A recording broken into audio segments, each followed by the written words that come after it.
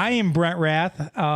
I am the managing partner of CatchMark Technologies and your host for the CatchMark Cybersecurity Podcast. We are really a tech company, even though we do really struggle with getting these podcasts. We solve problems. We solve problems, and we've got some opportunity to do that today. Yeah. So welcome everybody to the podcast. I got Brian here in Whitehall with me. I'm going to crack a soda here, and we're going to get talking. What are we talking about today, Brian? Phishing and how to become a human firewall. I have caught some muskie before. Is that what we're talking about? No, we're not going to talk about fishing you do out in the lake with a lure and a fishing pole. We're going to talk about email phishing. Maybe it's spear fishing, whaling. Well, before we do that, what's the biggest fish you've ever caught? I caught a 54-inch muskie in Lake St. Clair, and actually got a nice certified Michigan catch and release pro angler badge. Pro Did you angler get a patch? certificate. Did you get a patch? I got a patch. Yeah, I got the whole. Did you catch that on Captain Todd's boat? Captain Todd. Yep. Captain Todd Moran. Yep, grabbed it on his boat. He's the first one that introduced us to the great muskie trolling on Lake St. Clair. Yeah, it's allegedly really hard. He makes it look really easy. He does. I've never gone with him and not caught a fish. It's pretty amazing. Good memories, good day. The fish of 1,000 casts. Mm-hmm. So that is not what we're talking about today. No. Nope. That is But what we're talking about today does have big teeth, just like muskie. So what we're talking about today is phishing in terms of phishing for your data, phishing for your information, phishing for credentials, access, the whole 9 yards. Yep. And it's spelled with a PH, not with an F. So, Brian, why don't you lead us off and tell us a little bit about phishing and kind of the ins and outs, and we'll kind of go down it and discuss it today. Yeah, phishing is a form of social engineering attack where, again, as Brendan mentioned, the attacker is trying to use some of your behaviors against you, those behaviors being intrigue and urgency and, potentially desire and doubt. It's like a soap opera. Yeah, exactly. It's like as we have worked to strengthen the defenses on our technical side, cyber criminals know that the human piece is become a big vulnerability that can be exploited, right? And so phishing attacks are, again, attacks that are aimed at individuals, maybe within a company, maybe at home, and the whole goal is to get that user to perform an action where they allows the criminal to either steal that pertinent data or maybe install some malware that has its own consequences. So before we get too deep into this, because I got some good analogies and some good stuff to talk about. You're good at analogies. It was somebody's birthday, wasn't it? It was. Am I hiding behind that camera? You are hiding behind the camera. Yeah. It was my birthday on Monday. So 40, happy birthday. I think I'm 48. Yeah, 48. Are you 48? Kara asked me. I said, I think he's 47. Yeah. You are getting dangerously close to the 50, buddy. My hair's turning quickly. Mine's already. Look at that beard, man.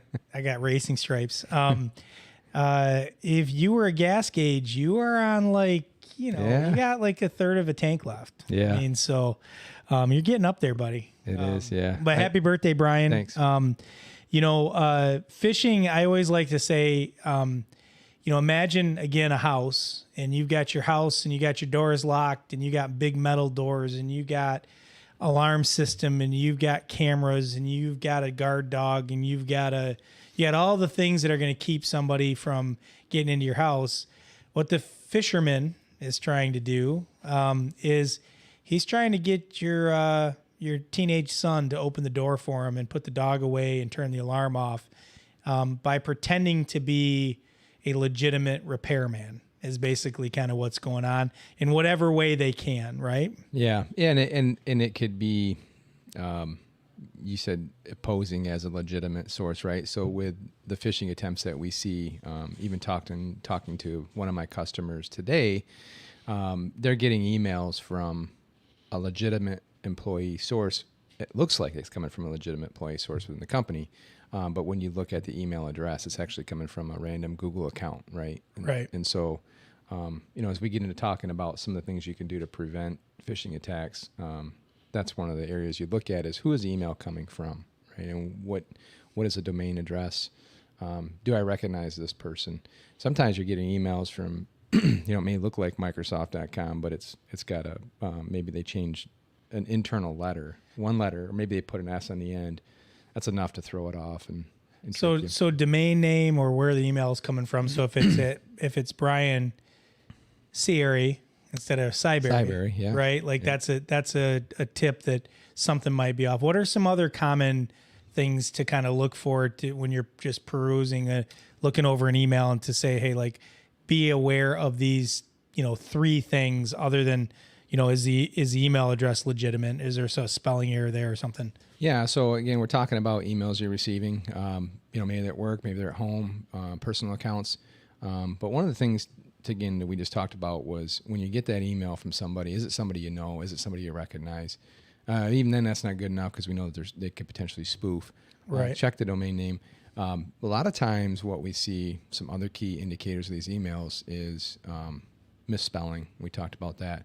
Right. But a sense of urgency, right? They're going to So what do you mean by that? Like, so, maybe it's an email. It looks like it's coming from, if you're at work, hey, this is your IT department and we found a vulnerability in your system. We need you to patch it now. Click this link to launch the patch. right. I've seen where they've sent out hey, we got a new dress code. Click here to read the dress code, right? And we need to do this by the end of today. So they're driving some urgency. They're trying to prey on your action to get you to perform quickly, and you're kind of like that urgency. You stop thinking about what are some of these other things I should look at. For example, what time did I get this email? Was this email sent to me at 3 a.m.? I know that. This person's not up then. Exactly. So that sense of urgency gets you to act and respond without thinking. So if I sent you an email at 3 a.m. and said, hey, do you want to play Company of Heroes? I got questions. Would you have questions? What's Brent doing at 3 a.m.? Although I know. I was up at 3 a.m. last night. I know. Her. She was not happy. Start working. She was not happy. On the floor. So the last phishing email I actually got was from, I'm not going to name any names because I don't want to embarrass anybody, but it came from a legitimate email account. Mm-hmm. The address looked correct, but the urgency was there. They're like, hey, I'm in a meeting today. Mm-hmm. I need to get this gift card for a birthday party that I'm going to. Can you buy me an Amazon gift card? Yeah. And I need it within the next hour. I'll pay you back when I get a chance. Yeah. Right. So again, trying to create that sense of urgency. So we got domain or email address. Is there a misspelling? Is it off? We've got sense of urgency. What's the next thing? Another thing to keep an eye on, and this is happening to my wife recently. She said, hey, I'm getting these emails where it's sent to me and a bunch of other random people I don't know. And they want something about Bitcoin, and I got to click here. And so that's another indicator, right? So along with the domain, click it. The Bitcoin is where it's at. Yeah, right. But are you CC'd on a message where you don't know anybody else on that message? And again, it just in the end, you start to talk about you're building up. I met with a group of seniors today, and I talked about you start to build up internally, like something. So you met with your people? I met with some seniors today to talk about good cybersecurity practice at home, and I said, hey, when you start to get that sense and it starts to build, like something seems a little off here. Right. Something seems fishy, right? There you go. There you go. Don't doubt those feelings, and find another way. If you've got an email that you question, find another way to verify its source. So again, we talk about customers. So let's say you get an email from me saying, hey, you want to play Company of Heroes at 3 a.m. Yep. And you're like, man, I'm not up. It's 6 a.m. I get up, right? But I call you and say, hey, I got this message from you. Is this from you? Is this from you? That doesn't seem right. So one of the things I see sometimes too is when people think it's fishy, maybe they've gotten a couple steps in, they haven't really done anything yet, and they're like, my spidey senses are going off. I think this isn't right. People almost get embarrassed by that. Does that make sense? And I would say that would be one of my pieces of advice is don't. It happens to everybody. Like, people make mistakes. Don't feel embarrassed by that. Definitely go with your gut and again, pick up the phone. Yeah. Right. Yeah. And ask. And right? ask. And so, I mean, none of us are immune to this stuff. And so example I have is I was working with a potential customer. We were talking about cybersecurity stuff and programs that they were going to start to use. And all of a sudden, I hadn't communicated with this person for a few weeks. And out of the blue, I get a email that said, "Hey, here are the documents you asked me for." I said, I don't ask that person for documents. Now, add to this to the fact that when I did reach out, I called and said, "Hey," I was looking to call to say, "Hey, I got this email from you. Seems off. I didn't ask you for documents." The employee was just recently let go. And so it was literally the day after whoever had, I assume at this point the employee had been compromised. Somebody was in their inbox, probably watching. As soon as they realized they were leaving, that's when they attack. They attack, yeah. Okay. So sense of urgency. Yep. Getting a weird email from somebody, maybe you do know at odd something times. Off. Or I haven't communicated with somebody in a while, and they want, another one we see is, "Hey, I've got this invoice. Can you check it and make sure my numbers are correct?" Yeah. And they're sending it to me. I'm not in finance, right? Like, Right. That seems off to me. That seems weird. I'm not going to click in. But again, they're trying to prey on your curiosity. Right. Oh, well, what is it? Let me click So it. trust no one is what you're saying. We're at a time and day and age when you just got to be careful all the time. If you feel the slightest bit like it might not be right, check. We had somebody say, "Hey, this email has become an untrusted source of communication." We're at a point where you just got to be diligent about checking these things, and we still use it. Well, it's the same. It's the same way you wouldn't open your front door for just anybody. You'd go and look through the peephole, or you'd look at your camera, or you'd do whatever. It's no different. I mean, I think it's the same thing. You're just okay. This doesn't feel right. I'm not opening the door. Right, kind of thing. So check the email address. Sense of urgency. Odd recipients. A lot of times, what we see in these emails are hyperlinks. Okay? Right. And a hyperlink is designed to take you to a website. So, hey, and some of this stuff is legit. We send hyperlinks to each other in emails. But one of the things that we always tell our employees or people in the community we know is take your mouse, hover over that hyperlink. If it's supposed to go to Microsoft.com, it'll say Microsoft.com. If you hover over that hyperlink and it's numbers, random letters, or maybe it's going to some other website. Tiny URL or something like that. And or just, again, we talk about the different things that are indicators. There's a spelling error, right, in the email or in that hyperlink. That's when you start to get suspicious and okay, what's my next step? Okay. What else? What are your other comments? Attachments. So along with hyperlinks, we see attachments. Again, I'd mentioned the new dress code, or hey, we're having a potluck, and I need everybody to click on this attachment, and maybe the email comes from HR. I need you to click on this attachment. Tell me what you're going to bring to the potluck. Again, does your company have an HR? Right. And if again that I need you to do this by today, end of the day, whatever. If you do have an HR and it just seems off, walk down to the HR person and ask them. So I'm going to interrupt you, Brian. Yep. So number one, we're up to 5 concurrent viewers. I know two of those are probably Courtney and Billy, and one of them's probably Seth. But my that mom means might be on there. Who knows? That your mom counts as an external person. So we have just set a record with 5 concurrent users. But Ryan Purchase, one, he wished you happy birthday. Yeah. And 2, he said he had one recently where it came from an email address that had my dad's name in it, and I knew it was fishy. Yep. Because my dad is very computer illiterate, and I knew he doesn't even have email. That's it. Happens. So it happens, right? So I just got off the phone with one of our techs talking about this problem with one of our customers. Is they're getting emails sent from the president to them, and it's got the president's name in there. But when you look at the domain, the address, it's coming from a Gmail account, and so.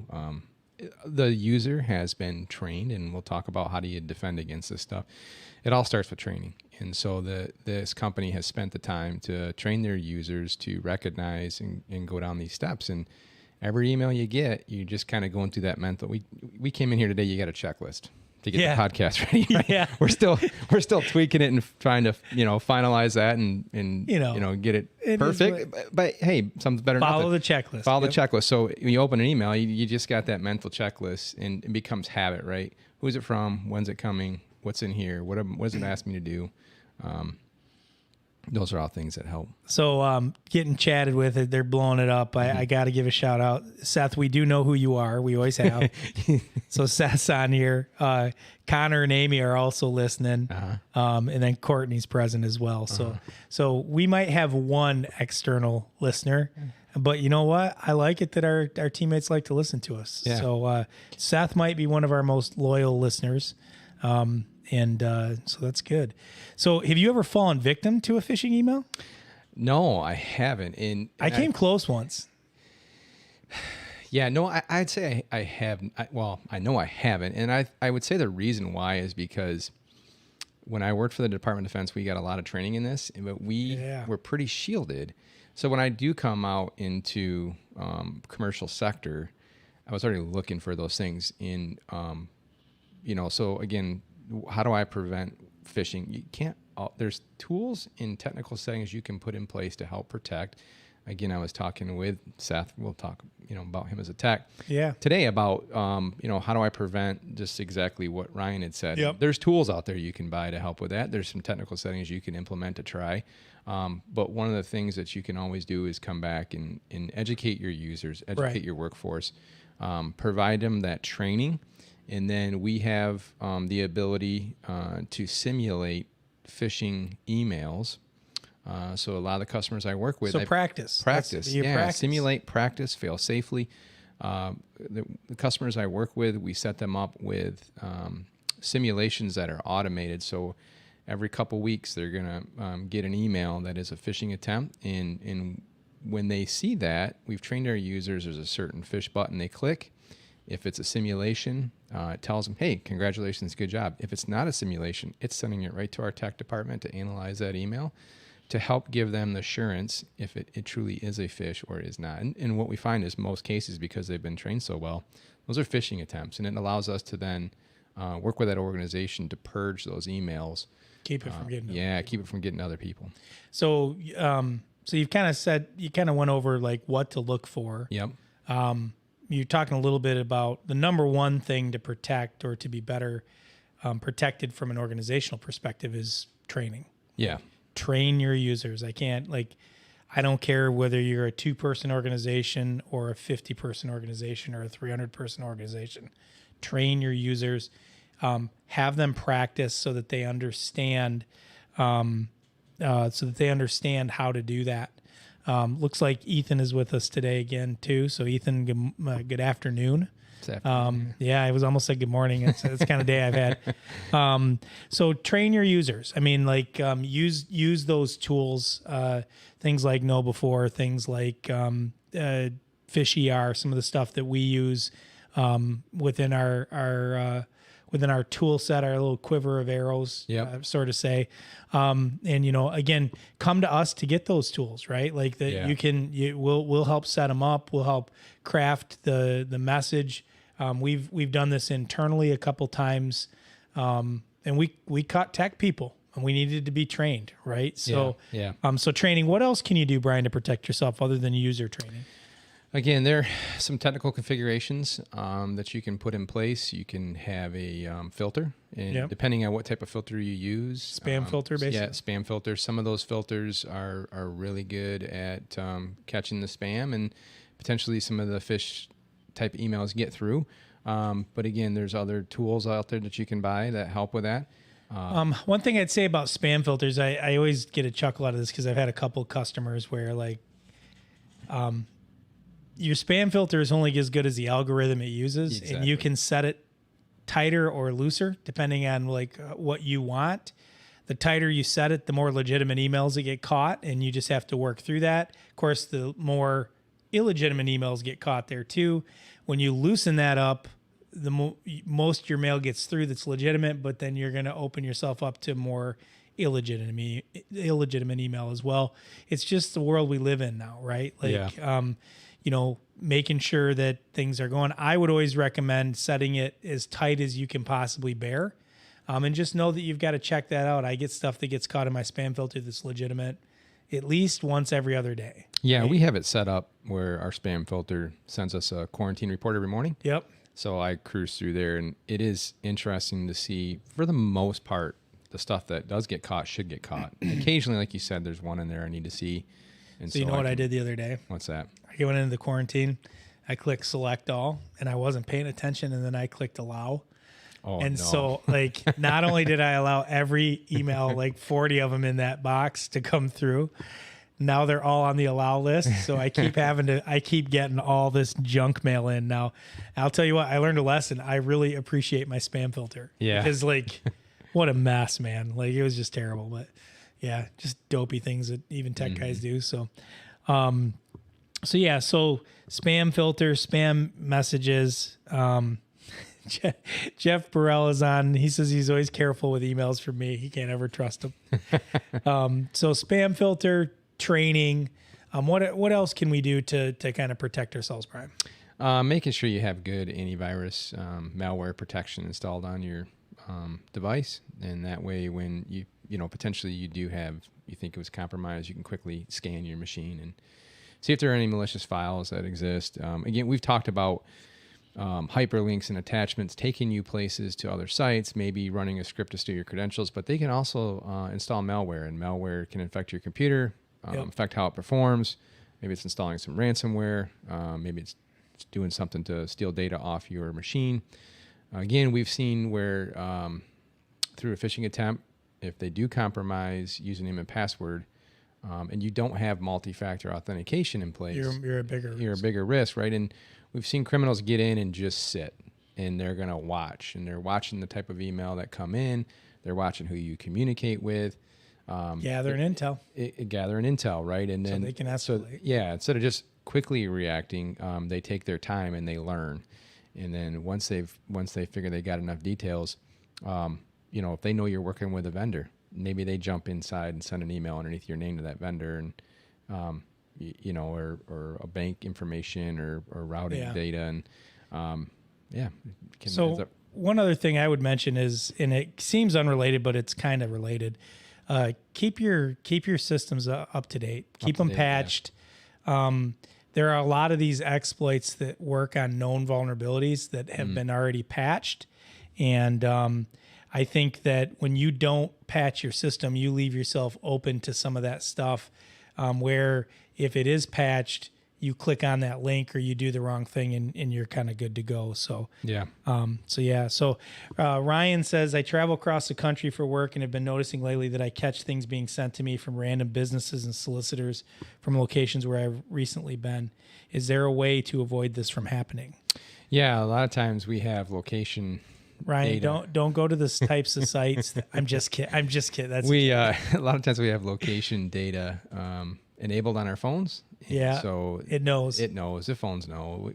We all know the phones are Big Brother. Yeah. So put your tinfoil hat on. Yeah. So you can go turn your location settings off. One of our tech employees was telling me one time they went into a furniture store. And as soon as they got to that furniture store, got out, went to walk in, they got an alert or an email or a text from a competing furniture store. It knew that it was, that they were so you can turn your location service or your location information off in your phone and data off in your phone, and that helps. So helping to run a digital marketing group, you can do geofencing and geolocations with marketing. So you can set up marketing to do that. So to know when somebody's in a certain location or a certain area and to market to them. Yeah. There's some more or less innovative stuff. We might have just lost the stream.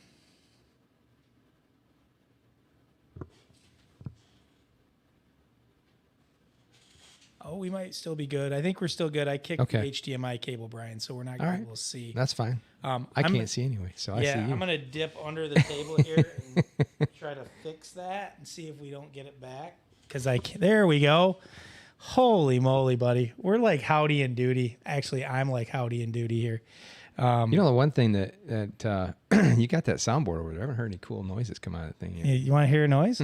Hold on. I hope this isn't really loud. There you go. Phishing. Yeah, there you go. So don't kick the HDMI cable on the computer or the TV will go off. I think that just being careful. People always ask me about their cell phones. Like your cell phone is kind of like a big fish that's with you all the time. And what I mean by that is it's collecting data and information on you all the time. Seth says that soundboard is terrible. And I think you have to kind of realize that that's what's going on. And, the reason those devices can stay cheap, the reason you get your best apps is because they're marketing to you, and that's how they pay for that stuff. So, if you ever do get an app that you feel like is getting more invasive than it should, and that does happen. I know that the App Store and the Google Play Store, then they do their best to filter those apps to make sure that they've gotten much better also at they've got much better at like warning you or restricting that as a default. But if you ever do report them, report that to the store. Apple is probably a little better than, I can't believe I'm going to say this, probably a little better than the Google Play Store at removing those apps really, really quickly and locking that stuff down. Unless it's an Apple app, then they just let them mine your data for days. So that stuff is really, really important, and you just kind of got to realize that stuff's going on. So if you're ever a victim, like you said, we all have had opportunities where something didn't go our way, right? We've clicked on something accidentally. We were in a hurry. Maybe it was right before a holiday, and that potluck is something we thought we were supposed to get from our HR. Yeah. And you click on it, and now you get the bad feeling. The flash comes over, like, I just did something wrong. I screwed up. Yeah, or maybe I shouldn't have. Maybe it took me to Microsoft, it looked like Microsoft Teams, and it asked me for my password and username, and I entered it, and then it went to a blank screen, or nothing happened. I feel like something's off. Obviously, if you're working at a company, contact your IT department so that they can immediately start to assist you. Don't be embarrassed. This is what your IT department is there to do, is to help you solve problems. And this is one of those problems. If you're not at the company and you're in your personal day to day, and it was from a bank, and you clicked on a link as you're supposed to update your password, and you feel like it was, not what you were expecting, feel free to contact the bank, update your information with them. I had a situation, over the holidays where it wasn't necessarily a phish, but I got into my email and saw emails come through on a Sunday. You don't have two-factor, B? No, I have two-factor, but they were able to set up an account in Bank of America, which I don't bank at, right? I had in the past, but they've collected enough metadata, and the bank allows you just to enter just enough metadata. When I say metadata, my name, maybe where I used to live, to set up an account. And I got the alerts and immediately called the bank and said, "Hey, this is not approved. This is not me." So I got a funny story. When my dad was alive, I went down to my mom and dad's house, and my mom and dad lived 2 houses down from us. And I go in the door, and my dad's screaming at somebody, like just irate. And my dad. Yeah. And some guy called him and said he was from Microsoft. And my dad stayed on the phone and argued with this guy for like an hour. So don't do that. Don't waste an hour of your life. Hang up. Don't fall for the fish. You don't argue with them. Just go about your business. You only got so much time, so I wouldn't waste it with them. I had a good question from the group that I just came from. They said, "Hey, I got a text or an email that said somebody from Japan tried to log into my Apple ID account and click here to reset my password." Don't. She said, "I deleted the email." I said, "That's fine. Definitely delete the email. You feel something's off." But I said, it's not a bad idea for you yourself to go to the known website, to go to the known area, log in your account, reset your password, make sure everything was right, and enable two-factor if you can. Enable two-factor. I did one time. I got locked out of a gaming site. I think it was EA or something like that. Yeah. Somebody had gotten my password from another site that got compromised, and two-factor stops that. I reset it, got back control, put two-factor on, and for like 2 days I kept getting two-factor notifications. The same guy's trying to log back in, and trying to kick things off. So, we're at about 30 minutes. I appreciate everybody's comments and everybody being online. Any last words, Brian, that you want to leave us with? Any last thoughts from the phishing perspective? Yeah, again, just we talked about it. We can't stress enough. Train the users. Repetition helps, and having that mental checklist when you get emails that come in, run through that checklist. Who's it from? Is it to me? What's the time on the stamp on the email? Is there such an urgency? Is it asking me to click on something? Is there attachment that I feel off about? And if any of those things are, if any of those things don't seem right, call the person or find another means to verify that authenticity. Dig in, yeah. Yeah, absolutely. I would say that's a good practice too if you're watching any of the news media outlets and they're reporting. Dig in. Dig in. Yeah. I want to say thank you to everybody that joined us online today. I appreciate the comments, even if you are on our team. We actually appreciate you guys more. I want to say thanks to Brian, again, making time to do this. The other thing I'd ask is that if you like our podcast, I know we've had some technical difficulties. We are 0 for 3 technically with sound and video issues. But if you like what you hear, please definitely subscribe to our channel and like our videos. I do think we put out good information, and Brian does a really good job of making us aware of the things in the cybersecurity world that are coming up. Brian, do you know what the topic of our next podcast is? Yeah, the next one, I want to talk about password managers. And so, LastPass is a password manager that's been in the news lately. And so I thought we would discuss that and kind of some of the ins and outs. Yeah. So, I want to say thank you, and we'll see you next time and talk a little bit about LastPass and how they gave everybody my information. So we'll see you guys later and talk to you. And thanks again for joining the podcast. Again, don't forget, like and subscribe to our channel and our videos. From Brent Raeth and Brian Sibary, thanks for joining us on the CatchMark Cybersecurity Podcast.